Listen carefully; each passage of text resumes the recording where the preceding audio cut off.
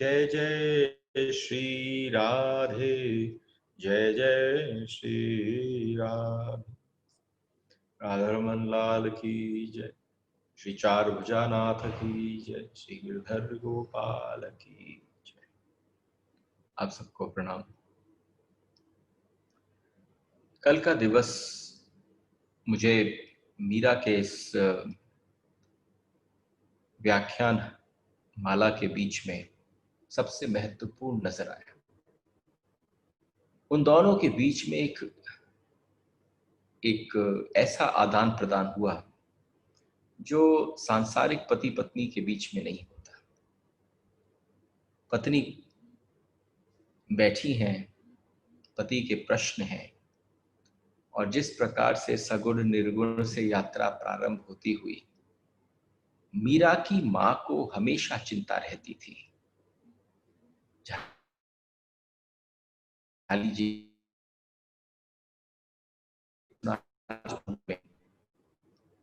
राजनीति, राजधर्म, धर्म, कर्म, सबके विषय पर इस प्रकार से वक्तव्य अपने अपने मन की धारणाओं को, अपने मन की भावनाओं को भोजराज के साथ शेयर किया। तो आप देखिए कि अगर आपने कल का श्रवण, कल की सत्संग मीरा के ऊपर जो हम टॉक दे रहे हैं, अगर इसको मिस किया है तो वो आवश्यक है, क्योंकि मीरा ने सबसे पहली बात कही, आप वो राजपूत परिवार की है, और राजपूत परिवार में ये संभव नहीं कि आप किसी से कहें कि युद्ध बंद कर दो। उन्होंने ये बताया कि युद्ध कैसे करना चाहिए। आप जब आखेट पर जाएं तो आप किस प्रकार से क्या व्यवस्था करें। उसने बड़े सुंदर रीति से वेद वेदांतों के जो गुह्यतम रहस्य हैं वो भोजराज के सामने खोल दिए कि आप सिर्फ क्या कर रहे हैं। जो वस्त्र गंदे हो गए हैं, वस्त्र गंदे हो गए, उसने आत्मा की बात नहीं करी है, उसने कहा जो वस्त्र गंदे हो गए हैं उन वस्त्रों को आप बदलने में सामने वाले की मदद कर रहे हैं। और जिस प्रकार से देह ही है, ये जो देह है हमारी, ये ही उत्पन्न करती है और ये देह ही नष्ट करती है। देह का ही सहारा लेकर परमात्मा आत्मा उतरती है और ये देह ही नष्ट करती है। उस समय के समय पर हो सकता है कि कभी युद्ध में देह नष्ट होते थे, एक देह दूसरे को नष्ट करता था, लेकिन आज हम इंद्रियों के भोग विलास में, इंद्रियों के भोग विलास में अपने शरीर को स्वयं नष्ट करते हैं।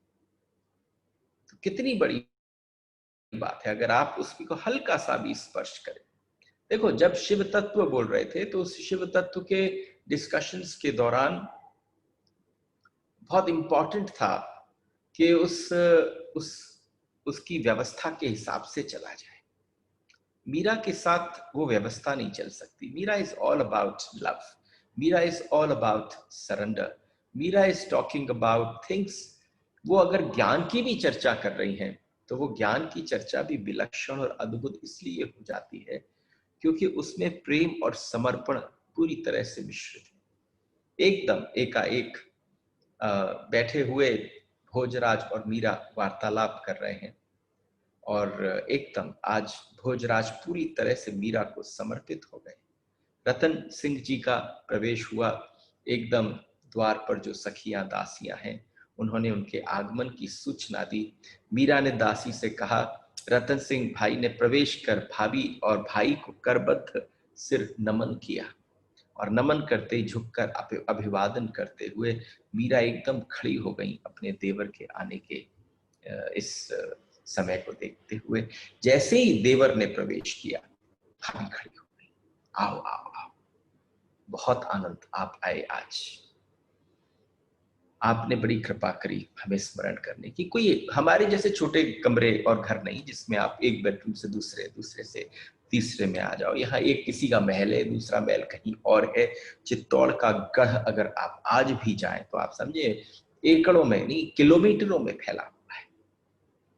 जब उसमें पहुंचे तो उन्होंने कहा, अरे भाभी साहब को क्या बताऊं, आपकी इतनी दर्शन की इच्छा रहती है इस रतन सिंह के हम क्या बताएं। लेकिन जब भी आपके पास हम खबर पहुंचाते, देखो उल्हानों का तो तरीका होता है, किसी की बात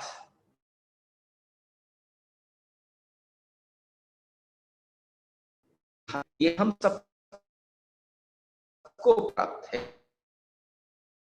भाभी आपके दर्शन की लालसा रही, काकी भौजाइयां बैठकर चर्चा करती हैं, तो मैं उनमें कहीं ढूंढता हूं कि मेरे भाई की जो बिंदनी है, साक्षात हमारी भाभी सा है, वो इनमें कौन सी है। लेकिन वहां देखता हूं तो आप मिलती नहीं, और खबर क्या मिलती है, बस पूजा पूजा पूजा पूजा। क्या कर रही हैं कि पूजा कर रही हैं, कहां पर है कि कीर्तन कर रही हैं, क्या कर रही हैं कि ठाकुर जी की कोई सेवा में लगी पड़ी है। पूरे समय केवल कान में एक ही बात पड़ती है, पूजा पूजा पूजा। मीरा समझ तो नहीं, आप भी समझ गए होंगे, ये उल्हानों का तरीका है। और ये भक्त के जीवन में सबसे ज्यादा श्रवण सुनाई देता है। आप एक बार कहीं लगो तो सही, पहले तो आप लगो नहीं तो तुम करते क्या हो, और लग जाओ तो तुम पूजा ही पूजा करते हो, और तुम पे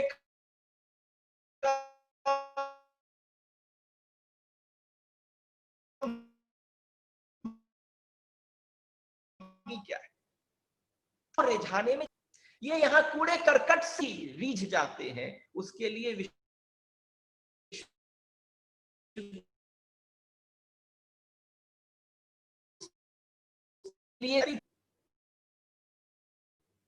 अरे प्रेम बड़ी डिफ्रेंसिएशन है।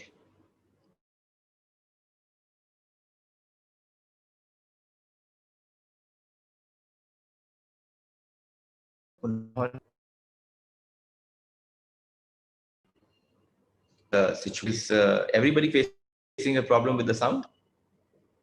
Nikechi, is everybody facing a problem with the sound? Sound is clear. And sound is clear? Okay. Oh, Amita ji saying voice is breaking. Okay, wait a minute. I'll have to just log off and log on. I'm doing a different system. ठीक है जी।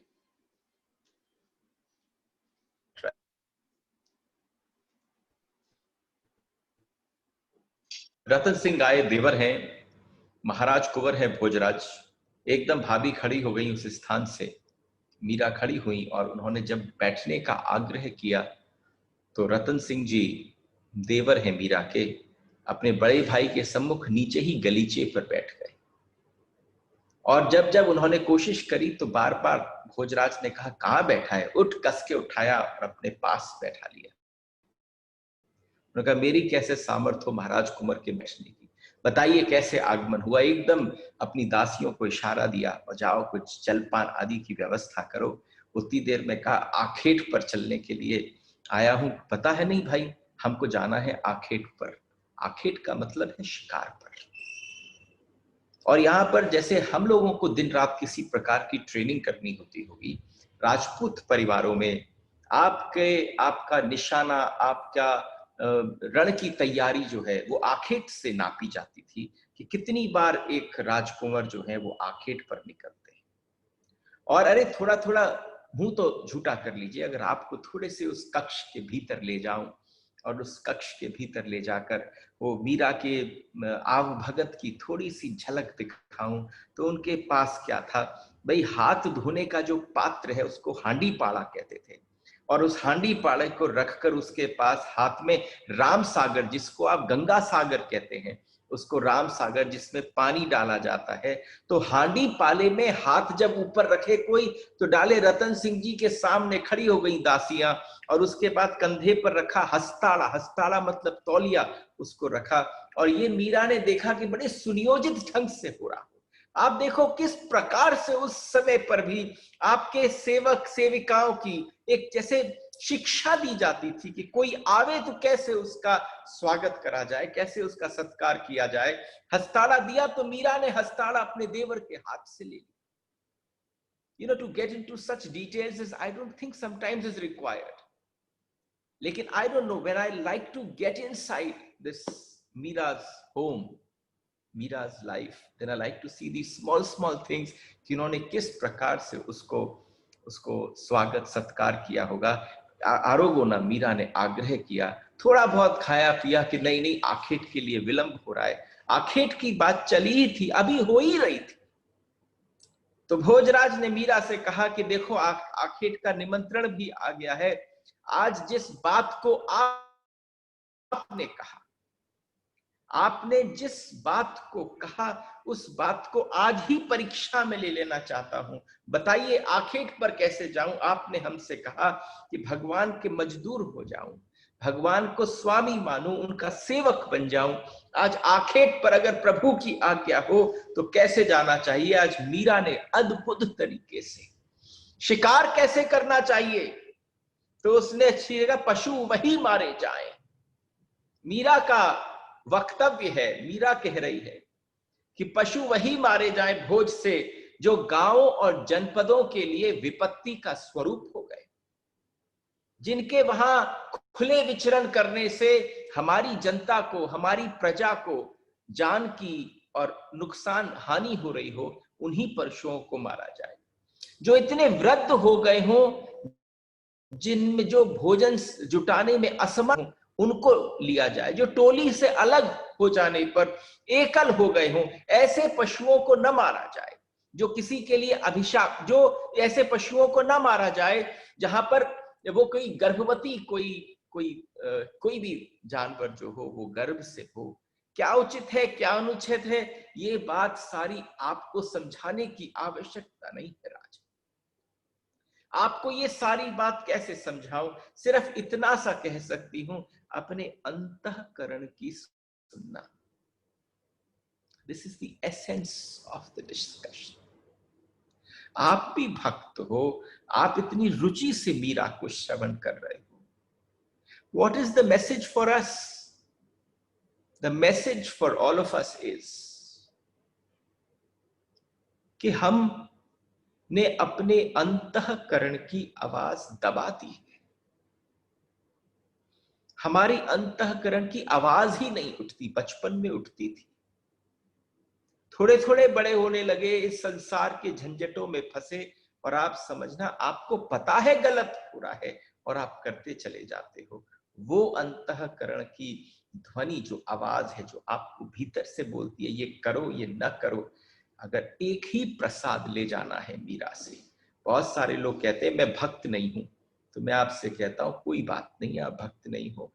आप अपने अंतःकरण की आवाज को सुनो और उसके हिसाब से अपने जीवन को करने की प्रारंभ करो। और जितना आप अपने अंतःकरण को श्रवण करते हैं, उसकी सुनते हैं, वो आवाज उतनी स्पष्ट होने लग जाती है।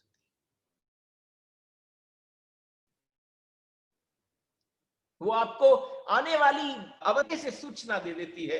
दोनों भाई जीन चुके, केसर उठाए, केसर ने झूठे पात्रों को वहां से उठाकर ले गई और हांडी पाला के समीप ले आई। आदि आदि सब किया गया।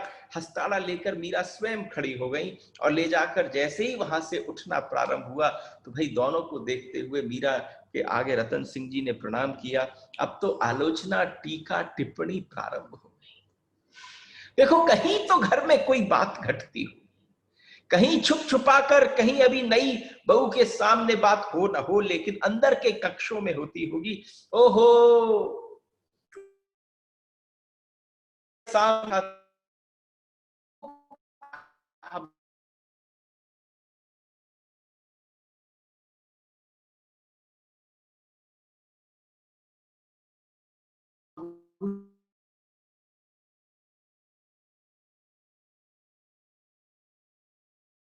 से प्रकट कुरानीसा, साक्षात खुदा ने अपनी भाभी से कहा, अरे कुरानीसा, हम आपसे क्या करें, हमारे तो सुध लेने का अवकाश नहीं है आपके पास।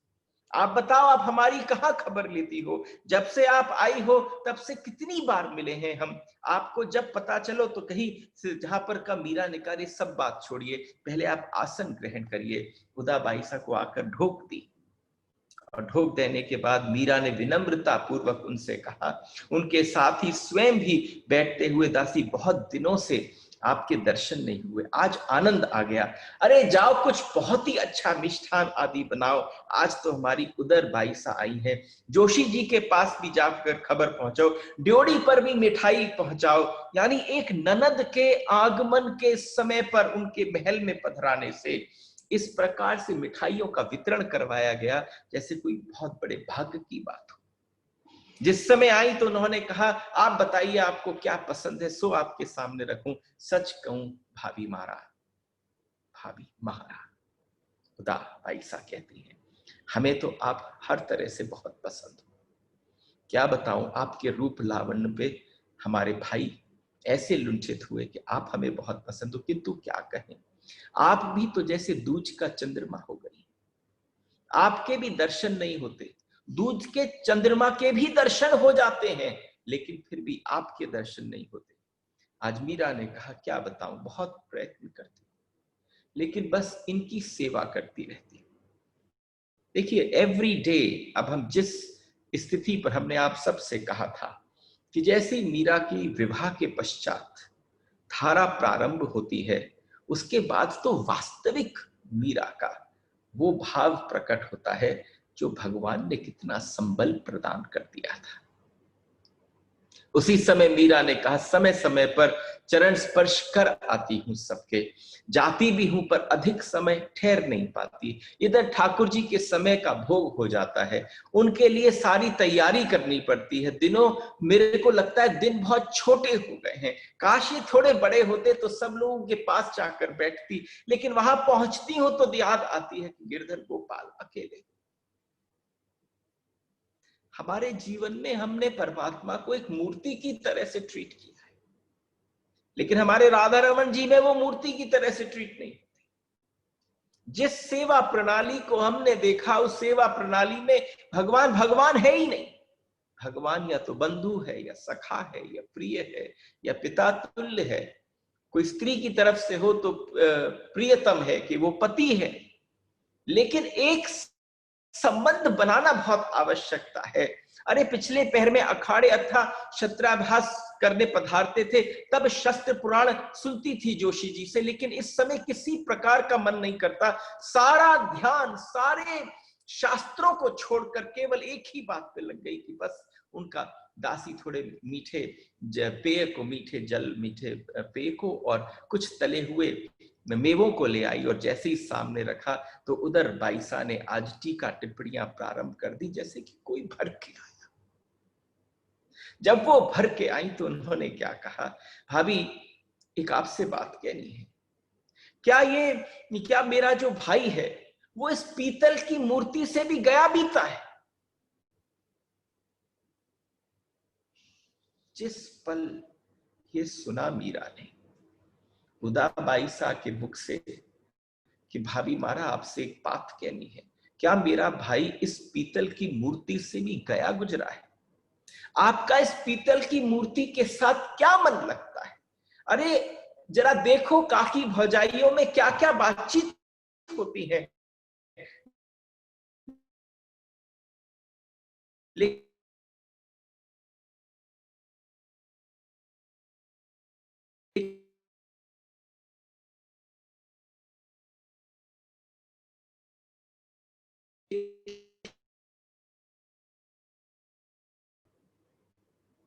मुझे सब क्षमा करें, this off and on definitely does some little commas in my talking, so I'll just gather it up. उसी समय मीरा ने कहा कि विधाता के पास जैसे सांचे होते हैं हर प्रकार के व्यक्तियों को बनाने के लिए, मेरे लिए भी कोई सांचा होगा। मेरे जैसे भी लोग आते होंगे जो इस संसार और संसारियों से बात न करते होंगे, वो सिर्फ वार्तालाप इन पीतल के विग्रहों से करते होंगे। पर भाई साहब से क्या कहूं, ये आपको पीतल के विग्रह दिखते हैं, मेरे लिए तो ये साक्षात जीवंत होकर प्रकट हो जाते हैं। मैं आपसे क्या कहूं, अपने मन की बात कैसे कहूं। आप तो हंस रही हो भाभी मारा, आज उदा बाईसा कहती हैं आप तो हंस रही हो, और बाई हुक्म जो है वो बहुत नाराज हो रही थी। आज उदा बाईसा के मुख से क्रोध जैसे झलक रहा था अपनी भाभी के सम्मुख।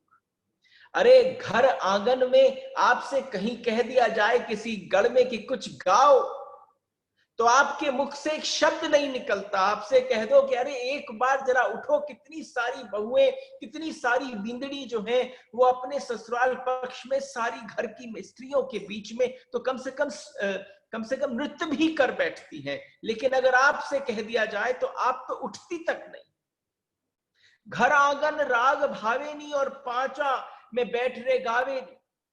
अरे आप सबके बीच में बैठकर तो कहीं एक शब्द नहीं बोलती, और कहां बैठकर कौन से इस पीतल के विग्रह के सामने खूब जम के नाचती हैं, तालियां बजाती हैं, उछल उछल कर नाचती हैं। तो ये अब क्या बताएं हम। उन्होंने कहा कि क्या बोलूं आपसे, ये अपने मन की बात है, आपसे कौन सी भाव से कह पाऊं। मेरा सारा जो गाना है वो केवल मेरे ठाकुर के लिए है। अरे वार्तालाप कहीं और करो, लेकिन जो मेरा संवाद है, जो मेरा नृत्य है, जो मेरा नाच है, वो किसी और को, जगत को दिखाने के लिए नहीं है, केवल अपने गिरधर नागर को रिझाने के लिए। और ये जवाबों से थोड़ी थोड़ी और बढ़ गई तो आज प्रश्नों की झड़ी लगा दी उदा बाईसा ने। सोचो मीरा का गृहस्थ जीवन कैसा रहा। यहां पर हमसे कोई कहता है कि भाई we should have a talk on some very powerful women. I am talking about the which is closest to us, just 500 years back. You see how powerful this woman Meera has been.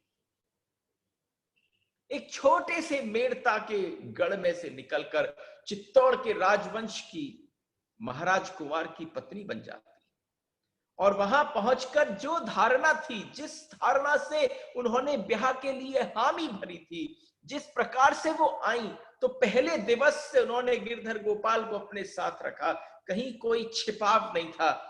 ये बल की बात नहीं हो तो कैसे हो। आज की भी स्त्रियां किसी न किसी वजह से अपने अपने ससुराल पक्ष या और किसी को सिर्फ प्रसन्न करने के लिए भी सामने की बात मान लेती हैं, लेकिन मीरा ने ऐसा कुछ नहीं किया।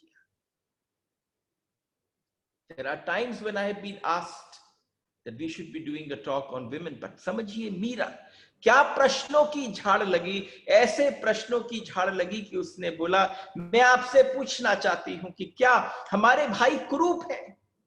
अरे बताइए, क्या मेरे महाराज कुंवर जो है वो कुरूप हैं, कोई ऐब है उनमें, कोई ऐब है जो आप पीतल की इस विग्रह के पीछे पागल पड़ी हैं, वो कुरूप हैं, क्या उनमें कोई ऐब है, वो आपको सुहाते नहीं है, क्या आप इतना अलग थलग रहती हैं, उनका जी कितना दुखता होगा, कितनी पीड़ा होती होगी। उदा बाईसा ने जाकर मीरा के सामने कहा, अरे उनका मुख देखिए कैसा श्रीहीन हो गया है, मुख पे कोई प्रसन्नता नहीं है। अरे नहीं तो नववधु आती है, अरे उस बींद के चेहरे पर जो आनंद की लहर छूटती है, उसकी क्या बात कहें। पहले हमारे भाई साहब कैसे थे कि जिस समय में पहुंच जाती तो अरे छोटे छोटे बालकों को खूब ऊपर हवा में उछालते, मुख से कभी उनकी हंसी न छूटती। लेकिन आपसे क्या कहूं, जब से उन्होंने आपसे ब्याह किया है वो बिल्कुल शांत गंभीर हो गए हैं, मुख पर कभी हंसी न आती। उनकी आंख देखती हूं तो मुझे लगता है कि कहीं कोई हृदय के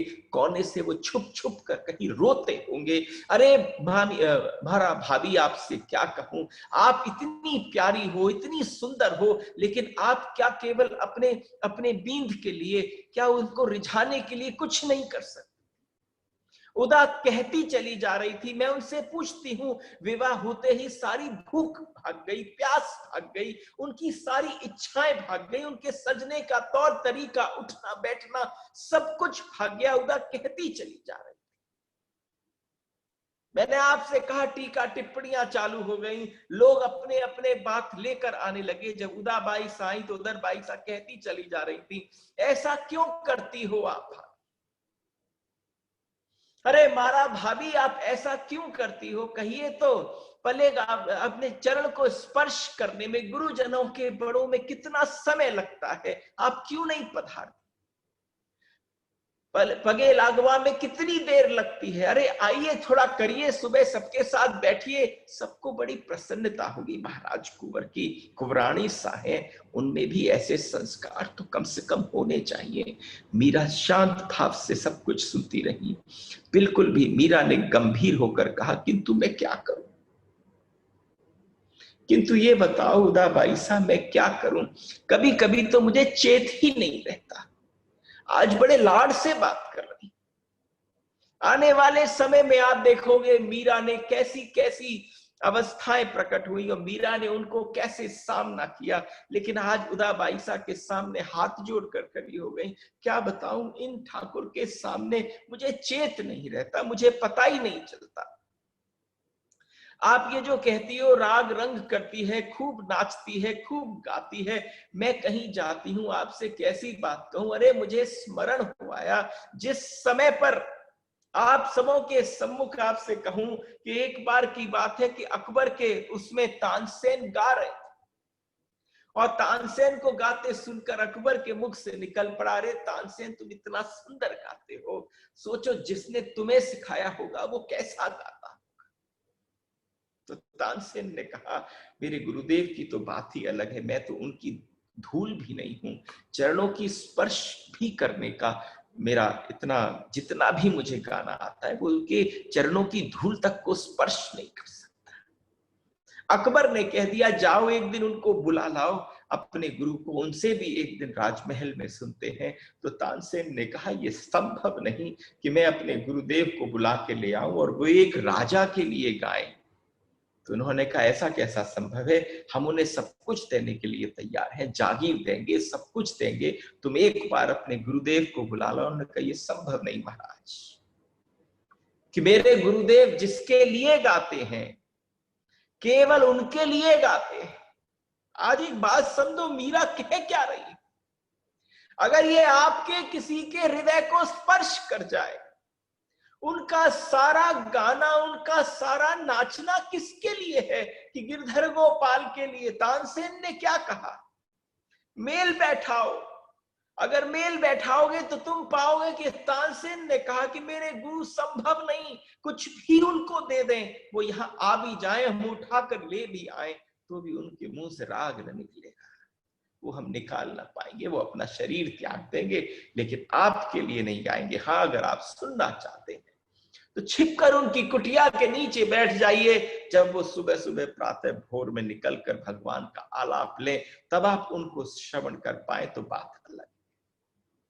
तो उस समय अकबर ने कहा, तानसेन चलो मुझे जरा सुनाओ, देखें क्या है, कैसा गाते हैं। जब वहां पहुंचे तो स्वामी हरिदास एकदम अपनी कुटिया से सुबह सुबह ब्रज के वन में जब बाहर निकले और निकलकर जैसे ही उन्होंने आलाप लिया, तो अकबर को पहली बार पता चला कि इस पृथ्वी पर भी, इस धरती पर भी कोई ऐसा है जो कभी कल्पना नहीं की जा सकती। तानसेन उनके दरबार में नवग्रह में से एक नवग्रह था, एक ऐसी मणि थी जो गायन में पूरे भारत में सर्वोपरि थी। लेकिन वन में, किसी वन में, किसी झोपड़ी के अंदर रहने वाला एक संत ऐसा था कि जब वो बाहर निकलता था तो उसके बाद उसकी जो मुख से वाणी, उसके स्वर निकलते थे, वो साक्षात परमात्मा के लिए थे। तो अकबर ने तानसेन से कहा, तुम हो ही क्या, तुम समझो तुम हो ही क्या, तुम उनके आगे कुछ भी नहीं हो, ये अंतर क्यों है तुम में और उनमें।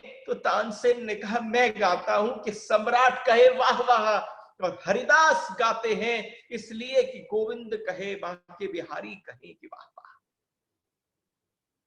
आप मेरे लिए वाह वाह करते हैं, जब वो गाते हैं तो ठाकुर उतर कर वाह वाह करते हैं। आज मीरा के कहने में कोई अंतर नहीं, मीरा जो कह रही है उस बात को कहने के लिए मुझे आपको बताना पड़ा कि वो क्या कह रही है, कि मेरा गाना किसके लिए है, किसके लिए गाऊं, किसको सुनाने को गाऊं। मैं तो गाती हूं केवल अपने ठाकुर को रिझाने के लिए। जिस समय ये कहा, उसने कहा, बाप जी हुक्म, सच बताऊं, हमारी सास फरमाती हैं, किंतु मुझे गाली के गीत नहीं आते, मुझे हंसी मजाक के गीत नहीं आते, मुझे पर्व त्योहारों के जो हमारे यहाँ पर गाए जाते हैं, ये दम्मा माणियां गाती हैं, वो मुझे नहीं आते। मुझे सिर्फ एक ही गीत आता है कि सामने मेरा गिरधर बैठा हो और मैं अगर उसे स्नान कराऊं तो मेरे गीत के जो स्वर निकले वो उनसे स्नान की तरह से बिल्कुल स्नान कर। मीरा ने जब ये बोला तो आप समझो, और उसने छूटते ही बोला एक और आपसे बात कहनी है। मैंने कोई बात छुपाई नहीं है आपके आपके भाई से। जब हमारी पहली बार भेंट हुई तो मैंने उनको बता दिया था कि मेरे पति जो हैं वो तो गिरधर गोपाल हैं, मेरा चूड़ा अमर है, मेरा चूड़ा अमर है, मैं किसी के आशीर्वाद का मोहताज नहीं। ये संभव है? आप समझना ये बल कहां से आता है। This is one portion that we are about to talk is about how strong-willed Meera has been. आप डगमगा नहीं सके उसको, सब कुछ ताक पर रख दिया गया। लालच नहीं था, स्वार्थ नहीं था, सुख की अभिलाषा नहीं थी। उसने मान लिया था। जब मान लिया, जब भीतर ये बात घर कर गई कि गिरधर गोपाल मेरे पति हैं, मेरा चूड़ा अमर है, मैं किसी के आशीर्वाद की मोहताज नहीं हूं। एक बहू सामने ननद के सबके लिए बोल दे, पूरे चित्तौड़ के गढ़ के लिए बोल दे, उस समय के राजपूतों में सबसे अग्र जो परिवार था उसके एक एक जन के लिए बोल दे कि मैं आशीर्वाद की मोहताज नहीं हूं। इस पर भी मैं अपनी ओर से प्रयत्न करती हूं कि किसी को मेरी वजह से कोई कष्ट न हो, लेकिन मेरी देह की भी एक सीमा है, मेरी भी देह की शक्ति एक सीमा तक है। इसलिए सबकी सेवा में मेरा यही निवेदन है कि भगवान की पूजा और भोग राग को करने के पश्चात अगर मेरे जीवन में समय बचेगा तो ये संसार के सारे रिश्ते निभाने के लिए मीरा अवश्य प्रस्तुत होगी। लेकिन अगर मेरे ठाकुर के लिए समय नहीं होगा तो मीरा इस कक्ष से बाहर नहीं निकलेगी। मीरा ने उदा बाईसा से कहा। ये सब सुनकर उदा बाईसा आश्चर्यचकित रहकर उनका मुख देखती रही, झुंझलाकर कह दिया कि दूसरा विवाह करा दो। आपने जब ये कह दिया, मीरा ने बीच बीच बात में एक बार कह दिया था कि आप चाहो तो अपने भाई का दूसरा ब्याह करा दो। तो आज उदा बाईसा ने कहा इतना आसान है भाभी सा ये कहना, जब सौत की सेल आपके छाती में गड़ेगी तो आपको पता चलेगा कि एक सौत के आगमन पर क्या होता है।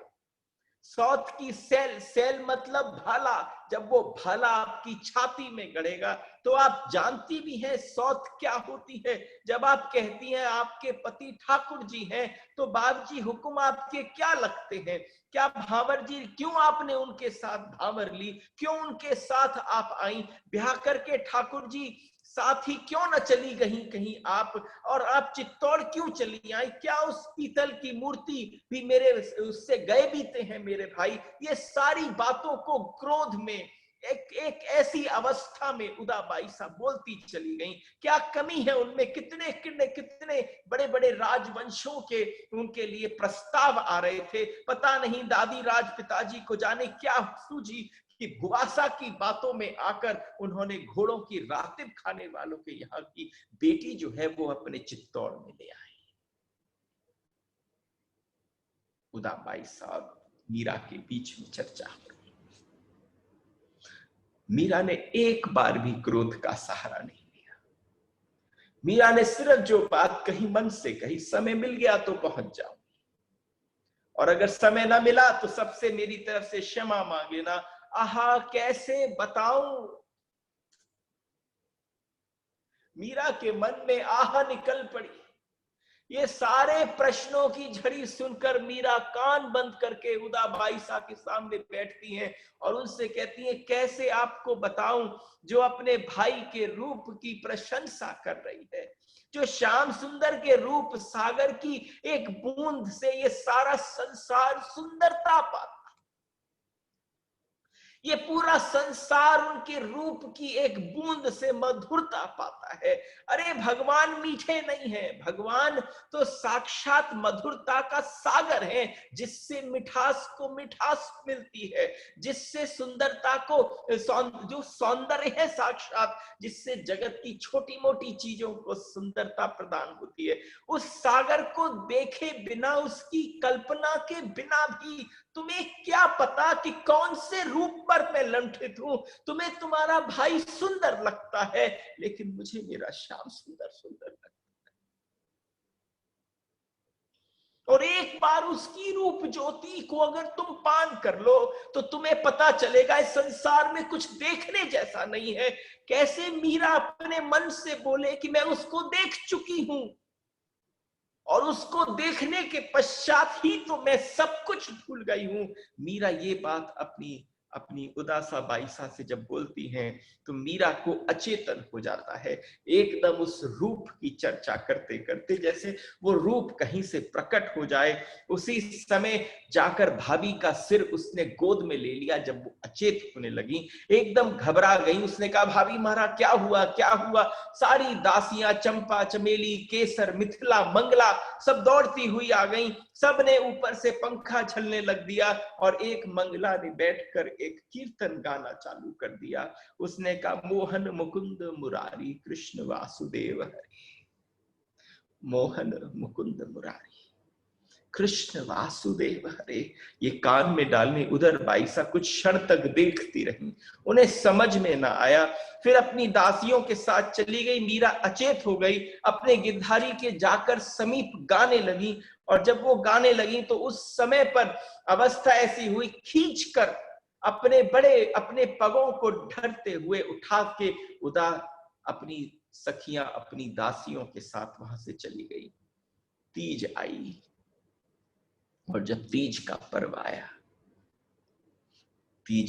आया तो वहां तैयारियां होने लगी। पूरे चित्तौड़ के गढ़ में तीज राजपूतों का बहुत बड़ा त्योहार होता है, और तीज जो होता है वो सौभाग्य का सूचक भी होता है। उस तीज के उसमें मीरा की प्रतीक्षा सफल हुई। शाम होते ही महलों में त्योहारों में हलचल आरंभ हो गई। और जब महल में हलचल प्रारंभ हुई, बड़े चौक में लोहे के खंभों पर लोहे की बल्ली लगाकर खूब बड़ी बड़ी रस्सियों से बड़े सुंदर रस्से के हिंडोले बांधे गए, हिंडोले चांदी आदि के लाए गए। उसमें महाराणा सांगा सबसे पहले बैठे और उनके काका जी ने उनके ऊपर पीछे से बरसात करना चालू कर दिया सोटियों का, कि बोलो बोलो नाम बोलो, बोलो नाम बोलो। अब भाई अपने काका के सामने देखो, अगर मैं आपको थोड़ा सा उसका चित्रण करूं कि तीज कैसे होती थी। तीज में पति बैठता था, फिर बाद में पत्नी बैठती थी। जो पति बैठता था तो जो सबसे अग्रणी होता था उस वंश का, वो सबसे पहले झूले पर बैठता। और जब वो झूले पर बैठता तो झूले पर बैठकर वो उसे झुलाते झुलाते झुलाते वो बताता। और जब वो नाम लेता तो भाई सबसे बड़ी बात होती कि बड़ी हंसी ठिठोली होती कि तुमसे पहेलियों में पूछा जाता उस प्यारी का नाम जो तुम्हारे हृदय पर अंकित हो। तो पतियों से पत्नियों का नाम पूछा जाता। यहाँ पर तो राणा सांगा की बहुत सारी पत्नियां थी। तो जब उनके पीछे से सोटी पड़ने लगी तो उन्होंने कहा, अरे मेरी पीठ क्यों सुजा रहे हो, मुझे तो इस झूले पे अभी कई बार बैठना है। तो उन्होंने कहा, बोलो बोलो नाम बोलो, नाम बोलो। उन्होंने कहा, काका सारंग देव के सामने नाम कैसे बोले? उन्होंने कहा, नहीं नाम तो बोलना ही पड़ेगा। तो नाम बोलने के बाद उन्होंने बड़े अच्छी तरह से बड़े नखड़े खाकर सब कुछ कर कर अंत में सोलंकनी जी का नाम बोला कि अच्छी बात है, सोलंकियारी धियणी कुंवरबाई नाम। जैसे ही नाम बोला तो उसके बाद वो झूले से उतर गए। एक एक बार करके गए और अलग अलग हांडी जी और कर्मावती और सबके साथ के नाम लिए गए। तो एक प्रथा होती थी जिसमें पति बैठता, झुलाया जाता, खूब लोग धक्का देते और तब तक उतरने नहीं देते थे कि जब तक उसको उसका नाम न लिया जाए। अब बारी आई भोजराज की। जरा देखना, मुझे लगता है हमारे इतिहास में भोजराज जैसा भी पति न मिला होगा। लेकिन मीरा का व्यक्तित्व इतना बड़ा हो गया कि हम भोज को भूल गए। भोज स्वामिनी की तरह से वर्शिप भी करते थे, पूजा भी करते थे मीरा की, लेकिन अत्यंत रूप से प्रेम भी करते थे, ढाल की तरह से खड़े रहते थे। आज तक उनको सबसे ज्यादा कष्ट तब होता जब कोई मीरा के बारे में कहीं कोई बात कहता। आज जब तीज आई और वो झूले पर बिठाए गए तो भोजराज की बारी आई। पधारो बाबजी, दादाओं, काकाओं, भाइयों ने उन्हें पुकारा। तो ससुर का क्या वो होता है कि मीरा भी वहां पर खड़ी है, उनको पता है राणा सांगा को कि मेरे सम्मुख मेरा पुत्र अपनी पत्नी का नाम नहीं ले पाएगा, इसलिए झूले पर झूलते हुए वो धीरे से उस पूरी भीड़ में से थोड़े हट गए और कहीं जाकर छिपकर अपने पुत्र को झूले पर झूलते देख रहे थे। और जैसे झूले पर झूला तो सबने कहा लो भाभी का नाम, और दृष्टि से वो चारों तरफ ढूंढ रहे थे कि कहीं मेरे पिता आसपास न हो, उनके सम्मुख मुझे अपनी बींदनी का नाम लेने में कैसा होगा। और रतन सिंह, जिस समय उनके रतन सिंह के जैसे रतन सिंह ने आकर अपने भाई को भर लिया और पीछे से उनके सोटी मारने वाली जो अभी तक काका साहब मार रहे थे, बड़ा मार सकता है छोटे को लेकिन छोटा नहीं मार सकता, तो रतन सिंह ने उतरते हुए अपने भाई को गोद में भर लिया और कहा अभी तक आपने नाम नहीं लिया, जब तक नाम नहीं लोगे ये भाई उतरने नहीं देगा इस झूले पर से। और फिर वो झूला और तेज कर दिया गया। अंत में भोजराज अपने भाई के आगे समर्पित हुए, उन्होंने एकदम बड़े प्रेम से नाम लिया, मेणतियां घर्री थाती मीरा आभरो फूल। देखो, आपके शायद इस लाइन का अर्थ समझ में ना आया, लेकिन जब ये बोले तो उस समय पर भोजराज की आंख से अश्रु गिर पड़े। भोजराज बोले क्या, मेणतिया घर्री थाती, मेणतिया घर्री थाती मीरा आभरो फूल। आभ मतलब आकाश, मेणतिया की छोरी, मेड़ता की छोरी, और आब आकाश का फूल। मेरे लिए तो वो आकाश का फूल है। एकदम रतन सिंह भाई ने उन्हें एकदम गले से छाती से लगाया, उसके समझ में ना आया। रतन सिंह ने केवल पीछे का न सुना कि मेणतरिया घर की उतरी, लेकिन उन्होंने क्या सुना, आभरों फूल। जब आभरों आकाश का फूल का विचार कर गए, भोजराज उतर पड़े। मीरा को भी घेर कर पति का नाम पूछा गया और मीरा को जब बिठाया गया तो सबने मीरा, क्योंकि मीरा उपस्थित ही नहीं हो पाती थी, आज जब मीरा आ गई उनको झूले पर झुलाया तो बार बार झूले पर उतारा कि बोलो पति का नाम। मीरा ने निसंकोच एक क्षण भी न व्यतीत करते हुए नाम बोला, राजा है नंदराय जी। झूले पर झूल रही हैं इतने मधुर कंठ से, पूरे चित्तौड़गढ़ में जितनी भी पुरुष जितनी भी नारी चारों तरफ मीरा को झूलते देख रहे हैं, और झूलते हुए उसमें से एक उनके मुख से वचन निकला कि राजा है नंदराय जी जाको गोकुल गाम। राजा है नंद राय जी जाको गोकुल गाम, जमुना तटरो वास है, जमुना तटरो वास है, गिरधर प्यारो नाम। एक बार भी भोजराज ने आंख उठाकर मीरा की ओर न देखा, क्योंकि पूरे चित्तौड़ में सबने कहा कि ये कृष्ण का नाम है, गिरधर का नाम है। अरे ये क्या कहा आपने बाबूजी हुकुम का नाम नहीं लिया, हम सब मिलकर बाबूजी हुकुम का नाम पूछ रही हैं। अरे इनका नाम तो भोजराज है, इनका नाम तो भोजराज है। बस अब मैं जाऊं। उतनी देर में उतरी और चली गई। बस बता दिया झूला झूलते हुए कि मेरा पति मेरे हृदय में मेरी आत्मा में जो बसता है उसका नाम है Girdhar Gopal. You need guts to be a woman like that. You need to be very ready internally to be a woman like that.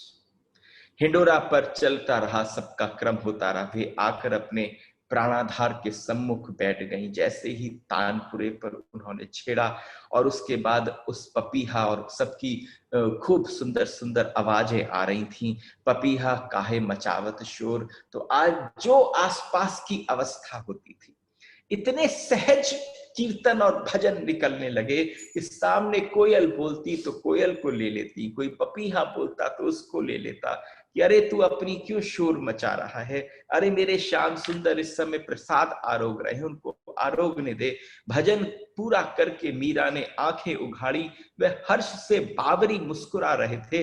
Thakur सामने बैठे थे। मीरा ने एकदम श्याम, एक बड़े सुंदर श्याम सुंदर की चौकी पर आज आनंदित होकर मीरा आई, और जैसे ही उसने श्याम सुंदर के सामने, गोविंद के सामने आकर बैठी, तो आज मीरा ने क्या देखा।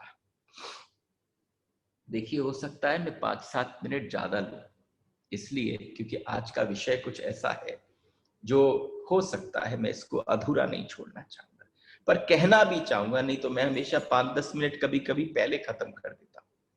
लेकिन आज आपको समझो, मीरा को तीज पर उसका बींद आ गया दर्शन देने के लिए। सोने की बहुत सुंदर चौकी थी जिस पर उसको एकदम ऐसे साक्षात दर्शन हुए कि मीरा ने जैसे ही मुड़कर देखा तो दौड़ कर गई और ठाकुर जी के चरण पकड़ लिए। और जो चरण पकड़ना जो था मीरा का, मीरा ने साक्षात तीज पर देखा जैसे भगवान आनंदित हो गए हो। अरे मैंने आज आपका नाम लिया।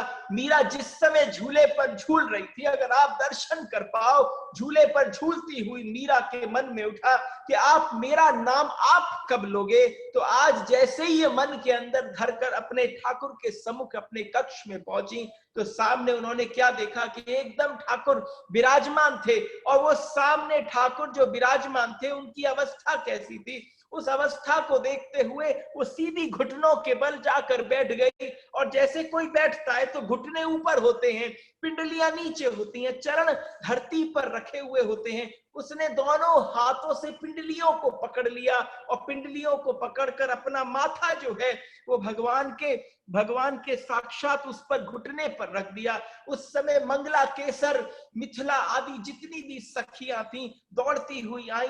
एकदम उन्होंने कहा, अरे देख आ गए मेरे गिरधर, आज ठाकुर पधार गए। और पिंडलियों में चरणों को बांध कर, देख कर, साक्षात दर्शन कर कर जिस समय मीरा इस अवस्था में बैठी थी, तो देखो कृष्ण किसी और को न दिखते थे, केवल मीरा को दिखते थे। और मीरा ने जैसे उन चरणों को पकड़ रखा था, ये संभव नहीं कि कोई उस एक्टिंग में बैठ जाए, कि कोई उस तरह से अभिनय करे। बिल्कुल साक्षात जो शरीर की पूरी अवस्था थी कि जैसे चरण पकड़ रखे हों। एकदम मंगला के आंखों से झरझर आंसू बहने लगे। उसे लगा कि साक्षात इस सोने की चौकी और बाजोट के ऊपर कृष्ण बैठे हो, उनके चरणों से लिपट कर मीरा बैठी हो, और भगवान उसके हाथ, अपने हाथ जो है मीरा के सर पे धीरे धीरे फेर रहे थे। उसी समय उसने कहा, बाईसा हुकुम मंगला ने एकदम प्रवेश करते हुए कहा, स्वामिनी जी अटपटा अवस्था में देखकर ठिठक गई। मंगला ने जैसे ही सामने मंगला को देखा तो एकदम जैसे कोई शर्मा जाता है, कोई अटपटाहट हो जाती है, ऐसे मीरा पीछे की ओर हटी। और जब पीछे की ओर हटी तो मीरा ने नेत्र ऊंचे उससे कर कर आज्ञा देते हुए कहा, मंगला आज मेरे प्रभु पधारे हैं। हे मंगला, आज प्रभु पधारे हैं, आ गए हैं, जीवन की तैयारी कर। अरे इस तैयारी कर, खूब अद्भुत स्वादिष्ट प्रसाद की तैयारी कर, मिथिला से के यहीं आज मेरा पलंग लगा दे, चौसर भी आज यहीं होगी। और महाराज कुंवर को जाकर खबर दे दे, ये निवेदन करिया कि आज यहीं पर रहने वाली है मीरा, क्योंकि उसके गोविंद पधारे। और जैसे ये खबर मीरा के हर्ष की विफल दशा को देखकर मंगला प्रसन्न भी हुई और चकित भी हुई। आज साक्षात लगा जैसे मंगला सबसे निकट थी। इन सारी दासियों में जिसकी चर्चा हुई, मंगला सबसे निकट थी। और जब मंगला ने देखा तो मंगला को आभास होता था, लेकिन मंगला समझ ना पाई। प्रसन्न भी थी, हर्ष भी था, अश्रु भी बह रहे थे। वह शीघ्रता से संदेशा लेकर महाराज कुंवर के पास पहुंची। घड़ी भर में मेड़तनी जी महल में गाने और बजाने की धूम मच गई। सारी सखियां जो हैं वो तैयारी में लग गईं। चौक में दासियां नाच रही थी। भोजराज को थोड़ा आश्चर्य हुआ, अगर तुम दर्शन कर पाओ कि वो एक अकेला भोजराज उस कक्ष में था जो पुरुष, शरीर से पुरुष था।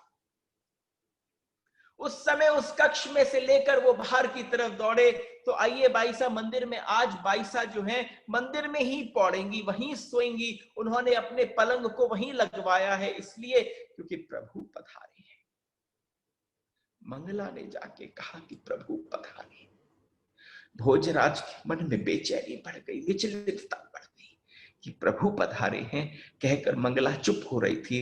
गिरधर गोपाल भी कक्ष की तरफ मुड़ गए। वहां जाकर देखा मीरा प्रेम विफल होकर नृत्य कर रही थी। और आज नृत्य कैसा था, जैसे किसी ने किसी के कंधे पर हाथ रखा हो और हाथ आपका ऊपर नीचे हो, यानी हवा में हो, लेकिन मीरा का हाथ ऊपर नीचे नहीं हो रहा था। मीरा ने दूसरा हाथ कमर में पकड़ रखा था। वो एक स्थान से ऐसे पकड़ रखा जैसे किसी वस्त्र को पकड़ रखा हो, ऊपर से जब हाथ को पकड़ रखा जैसे कंधा पकड़ रखा हो, और उसी तरीके से जैसे नृत्य हो रहा हो किसी को पकड़कर। भोजराज भी आनंदित हो गए, अपने महल को देखने लगे कि अगर आज ये कह रही है तो साक्षात प्रभु विराजे होंगे। लेकिन भोजराज जब आगे पहुंचे तो उसने जाकर कहा, अरे आओ आओ आओ, देखो मेरे प्रभु पधारे, अरे देखो आज मेरे प्रभु पधारे हैं। रोम रोम पुलकित हो उठा, होठों पर हंसी खिल पड़ी। अरे बीचों बीच में वाष्परुद्ध कंठ से टूटे उच्चारित सुर पे बड़ी कृपा की।